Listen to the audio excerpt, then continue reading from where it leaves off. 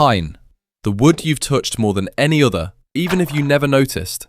Your shelves, your fences, probably the frame inside your walls.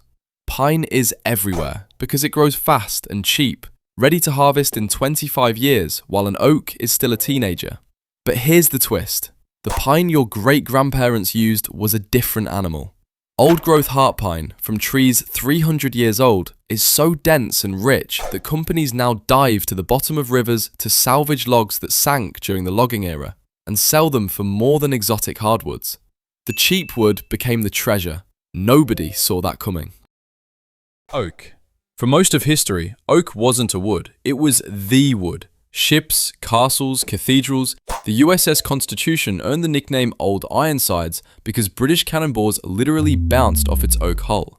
But oak's best trick is invisible. White oak grows internal plugs called tyloses that seal its pores shut, making it watertight. That one detail is why your whiskey exists. Bourbon is legally required to age in new, charred oak barrels. The wood isn't packaging, it's an ingredient. Up to 70% of the flavor in your glass comes from the tree, not the grain. Maple. Hard maple is the wood you've watched sports on. Basketball courts, bowling lanes, surfaces that take a beating for decades. It's so tight-grained that it barely has pores you can see. But sometimes, maple does something science still can't fully explain. A tree grows with waves, curls, or thousands of tiny swells in the grain. Figured maple. And nobody knows exactly why. You can't plant it, you can't predict it, you find it. Stradivarius carved his violin backs from it 300 years ago, and today a single figured board can cost 50 times more than the plain one that grew right next to it. Walnut. The only dark wood North America ever produced in quantity and the one that armed the 20th century. Almost every rifle stock in both world wars was walnut. It absorbs recoil without cracking and never twists out of shape. Demand got so intense during World War I that the US government asked citizens to donate their backyard walnut trees to the war effort. Today, it's the quiet king of American furniture. That chocolate brown desk that costs 5 times the oak one. Same work, same joinery. You're paying for the color the tree spent 80 years making. Cedar, the wood that fights back. Cedar is packed with natural oils that insects genuinely hate, which is why closets and chests have been lined with it for centuries. It's pest control that smells like a forest. And you've almost certainly had cedar in your hand this week without knowing. Pencils. For 100 years, nearly every pencil on Earth was Eastern red cedar. We used so much of it that the supply collapsed and the entire pencil industry quietly switched species. The smell of a freshly sharpened pencil? That's not pencil smell. That's a tree you've been smelling your whole life without ever learning its name. Mahogany. The wood that furniture snobs fought wars of taste over. In the 1700s, Cuban mahogany was the material of kings. Deep reddish glow, carves like butter, doesn't warp. Chippendale built his empire on it. Then, we used it all. Real Cuban mahogany is now commercially extinct, and its closest relative is protected by the same international treaty that protects elephants. So here's where it gets familiar.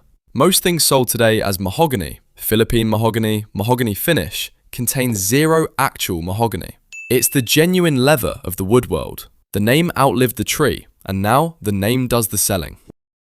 Teak. If wood had a waterproof rating, teak would top it. It's saturated with natural oils and silica, so it shrugs off rain, salt, rot, and insects for decades with zero treatment. Which is why it has covered the decks of ships and superyachts for 2 centuries. The silica is also why carpenters have a love-hate relationship with it. Cutting teak is like cutting wood with sand mixed in, and it dulls blades faster than almost anything. The finest teak comes from Myanmar, takes over a century to mature, and old salvaged logs are now worth so much they're recovered from riverbeds. The second wood on this list worth diving for.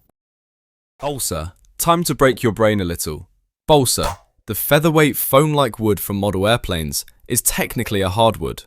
Pine, which is harder, is a softwood. The classification has nothing to do with hardness. It's about the type of tree and its seeds. Botany trolling all of us. And don't let the softness fool you. During World War II, the British built the Mosquito, one of the fastest aircraft of the war, largely out of balsa, sandwiched with plywood.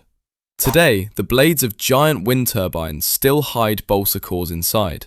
The weakest wood on this list keeps ending up in machines that fly. Purpleheart. No stain, no dye, no trick. This South American wood is naturally, genuinely purple.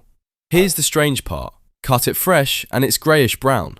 Give it a few days of light and oxygen and it blooms into deep violet, like a photograph developing in slow motion.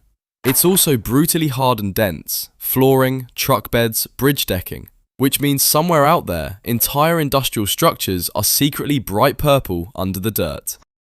Ebony. The wood so dense it sinks in water, so black it looks like it absorbs light. Piano keys, chess pieces, violin fingerboards. For centuries, pure jet black ebony was the standard. That standard nearly erased the species. Gabon ebony is now so scarce that when guitar maker Bob Taylor bought an ebony mill in Cameroon, he discovered the industry's dirty secret. Trees were being cut down, and any log showing brown streaks, most of them, was simply left to rot on the forest floor, because buyers only paid for pure black. He started selling the streaked ebony anyway, and told the whole industry to deal with it. It worked. Lignum Vitae, the heavyweight champion. The densest commercial wood on earth. Drop it in water and it goes straight down. The name means wood of life in Latin, because Europeans once believed it cured everything from coughs to diseases we won't mention. Its real superpower is stranger.